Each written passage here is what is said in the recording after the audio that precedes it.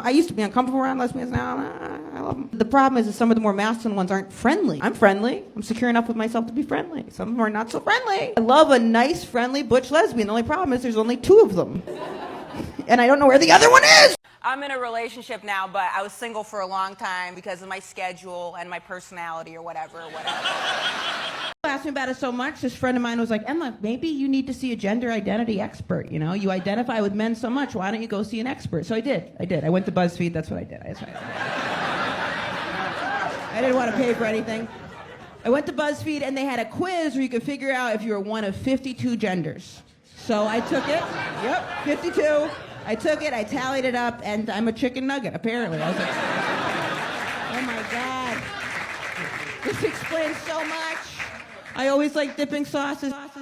My dad's a lot more conservative than my mom. Like, he never says the word gay, he just communicates it non-verbally. This is what he does. He'd be like, so your friend seems a little, you know. I always play down, I'm like, I don't know. He's like, yeah, you know. I'm like, have Parkinson's? Like, no, you know. He wiggles. I'm going to be totally honest with you guys. I always used to go back and forth with when I would say I was gay on stage, but I make a point to do it because I don't want any of you guys sitting and wondering if I'm an awkward-looking straight girl, you know? It'd be awkward if I was like, guys, I'm having problems with men. You'd be like, yeah, I fucking hope so, sure. Or imagine I wasn't having problems with men and I was like, honestly, guys, I'm crushing that dick. Crushing that, is that a saying? I don't even know. Crushing that dick. Crushing it. Are those rubber boots? Oh, so you had the insight. You knew it was going to rain and you wore rubber boots? You have your fucking life together. I bet you always wear matching socks, too. Oh, I didn't even mean matching your shoe. I meant matching each other. You match your socks to your shoes? That gets to the point where it's a little less impressive and just a little weird. And then coming out story. Well, first of all, I thought it was insane that my parents just didn't know I was gay. I don't know. Someone outed me to my dad. I had this like really mean stepmom, and she told my dad I was gay, and he goes, I know. And I was like, really? And he was like, yeah, I know. I already know. I've been having meetings with representatives of the LGBT community. And I asked them when you were a young child if you were gay, and they confirmed that you were. Now, we live in really rural Maine, so I was like, who did you meet with? What is this LGBT community that you met with?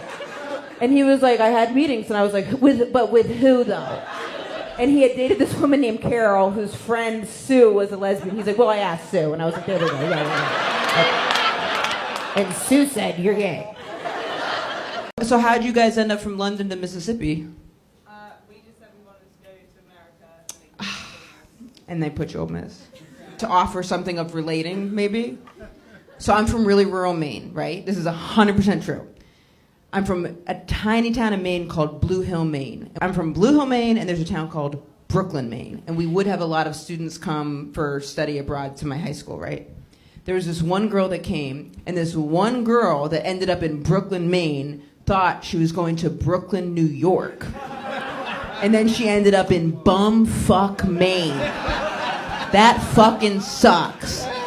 And she said it took her like 5 days to figure out what was going on because she was so disoriented. She was coming in from Hong Kong and she was just like, what the fuck? Like, where are the music videos happening? Do you have a serious boyfriend? No, never. Neither, no, yeah. I always wanted to get the fuck out of there. Me too. I said I was waiting until I was married to have sex. Really? And I stuck to it. I was like, I can't have sex until I'm married because of religious reasons. And my parents were like, what religious reasons?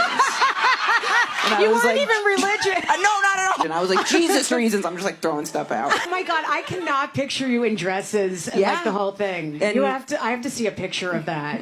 Did you wear things in your hair? Yes. Like crowns? No. Wait, did people don't wear crowns.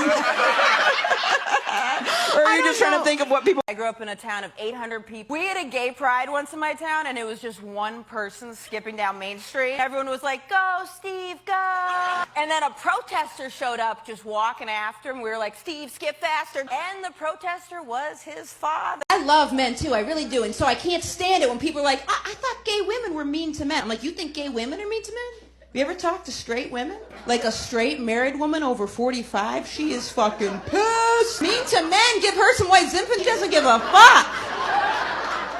She's going in. She's like, oh, he's a typical man, the worst thing you could ever be. You know, it doesn't get worse than that. No vocabulary. Oh, can't dress himself. I hate him. There's one. He's probably going to fall over, idiot. Like, lady, you're talking about your son. He's just a tot. Me.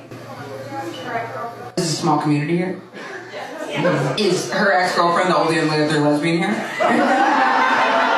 There's 3 of us. She's not here right now for a fucking reason. My mom's like, she's really uptight, but she's also really open-minded. It's a weird mix. The other day, she accidentally ate a pot brownie. And my cousin and I were watching like, do we need to tell her? And she starts going, Something was wrong with that brownie. Something with that brownie was not right. That brownie has a problem. so my cousin was like, I'm so sorry, Susan, it was a pot brownie. And my mom went, I know that, but you didn't sift the flour. Ты танцуешь пьяно, это очень видно. Она смотрит на аперитив. Искривися, криптом на нуле. На горе, но не в огне. И мой грубый кашель, когда меня мажет. Сердце не бумажка, подойди поближе ко мне. Важно, чтобы не продажно. Сердце не бумажно, выкинь свои камни ко мне. Для манила меня. Самый редкий ссоры человек, который рядом. Я могу любить, я могу быть твоим гадом. Девочка знает, как долго будет сниться. Твоя любовь и не даст мести разбиться. Он же не та, наивна.